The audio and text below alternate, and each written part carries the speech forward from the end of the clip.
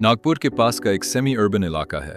कॉम्प्टी road के आसपास की बस्तियां, न पूरी तरह गांव न पूरी तरह शहर। छोटे छोटे मकान, भीड़ भरे बाजार, कोचिंग सेंटरों के बोर्ड, चाय की टपरी पर प्रतियोगी परीक्षाओं की चर्चा।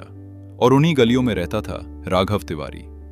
राघव उन लड़कों में से था जिन्हें लोग ठीक ठाक कहते हैं, न फेल न टॉपर। स्कूल में उसके नंबर 60 से 65% के बीच ही घूमते रहते। टीचर कहते मेहनत करेगा तो कर लेगा, पर राघव ने कभी उस लाइन को गंभीरता से लिया ही नहीं। उसने खुद को पहले ही समझा दिया था, मैं एवरेज हूं और एवरेज ही रहूंगा। उसके पिता महाराष्ट्र राज्य बिजली वितरण कंपनी में कॉन्ट्रैक्ट लाइनमैन थे। मां घर पर सिलाई करती थी, स्कूल यूनिफॉर्म, ब्लाउज, पर्दे। घर में पैसे का हिसाब हमेशा तंग रहता।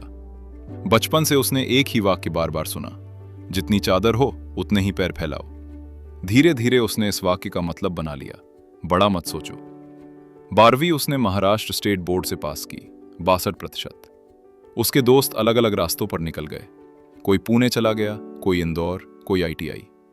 राघव ने नागपुर यूनिवर्सिटी से जुड़े एक साधारण BSc कॉलेज में एडमिशन ले लिया, बस इसलिए क्योंकि वो घर से 7 किलोमीटर दूर था और बस सीधे जाती थी। कॉलेज का पहला साल ऐसे ही निकल गया। सुबह 10 बजे क्लास, दोपहर समोसे, शाम मोबाइल। इंस्टाग्राम रील्स और यूट्यूब पर जल्दी अमीर कैसे बने वाले वीडियो देखना उसकी आदत थी, पर खुद से कभी कुछ करने की कोशिश नहीं। एक दिन उसका स्कूल का दोस्त अमन, जो कोटा में तैयारी कर रहा था, छुट्टियों में आया। दोनों सीताबर्डी के पास चाय पी रहे थे। अमन ने कहा, मैं SSCC GL की तैयारी कर रहा हूं, इस बार पूरा दम लगा दूंगा। राघव हंसा, भाई वो हमारे बस की परीक्षा नहीं है, वहां बड़े लोग निकलते हैं। अमन ने सीधा जवाब दिया, परीक्षा बड़ी नहीं होती, सोच छोटी होती है। राघव ने बात टाल दी, पर यह लाइन उसके अंदर कहीं अटक गई। कुछ हफ्तों बाद कॉलेज में एक सेमिनार हुआ। स्पीकर थे नागपुर के ही एक उद्योगपति, जिन्होंने MIDC हिंगना में अपनी मैन्युफैक्चरिंग यूनिट खड़ी की थी। उन्होंने मंच से कहा, मैं 3 बार फेल हुआ, डिप्लोमा भी बैक के साथ पास किया। फर्क सिर्फ एक चीज ने डाला, मैंने खुद को छोटा मानना बंद कर दिया।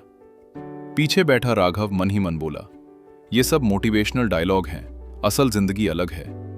लेकिन जाते जाते स्पीकर ने एक वाक्य कहा, अगर आप हर दिन छोटा सोचते हो तो जिंदगी कभी बड़ा रिजल्ट नहीं देगी, चाहे मेहनत कितनी भी कर लो। उस रात राघव ने पहली बार गूगल पर सर्च किया, सरकारी परीक्षा कैसे पास करें। वीडियो देखे, स्ट्रैटेजी लिखी, एक नई कॉपी खरीदी। अगले दिन सुबह 5 बजे उठने का अलार्म लगाया। अलार्म बजा, उसने बंद किया और फिर सो गया। 3 दिन यही हुआ। चौथे दिन उसने कॉपी दराज में रख दी। खुद से बोला, ड्रामा बंद, तू ऐसा नहीं है।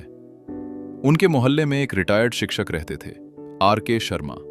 पहले केंद्रीय विद्यालय वायुसेना नगर में गणित पढ़ाते थे। अनुशासित, शांत और कम बोलने वाले। वे अक्सर राघव को शाम को बेवजह घूमते देखते।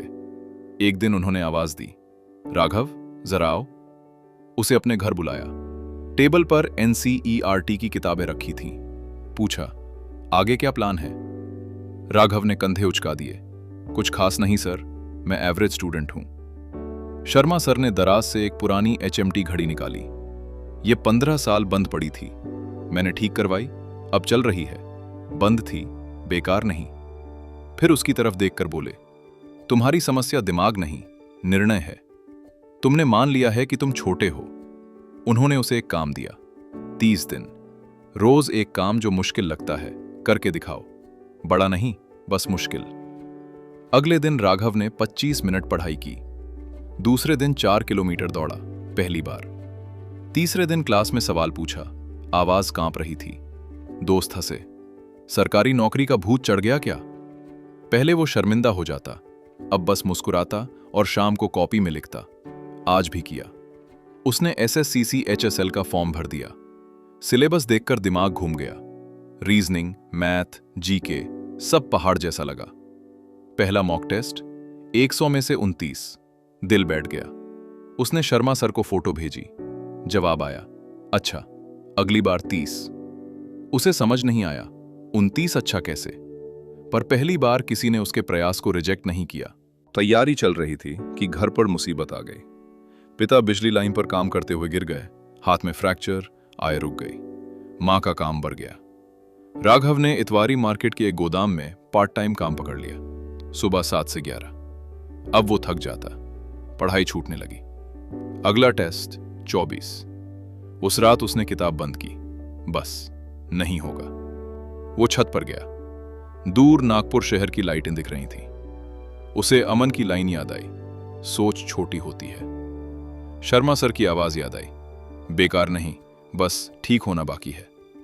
उसने खुद से पूछा, अगर अभी छोड़ दूं तो क्या जिंदगी भर यही रहेगा? अंदर से जवाब आया, हां। उसने तय किया, आखिरी 30 दिन पूरी ताकत। मोबाइल से सोशल मीडिया हटाया, नींद फिक्स 6 घंटे, सुबह काम, दोपहर पढ़ाई, रात रिवीजन। हर दिन एक लाइन बोलता, मैं छोटा सोचता था, अब नहीं सोचूंगा। स्कोर 31, फिर 35, फिर 41। परीक्षा का सेंटर आया, गवर्नमेंट पॉलिटेक्निक सदर।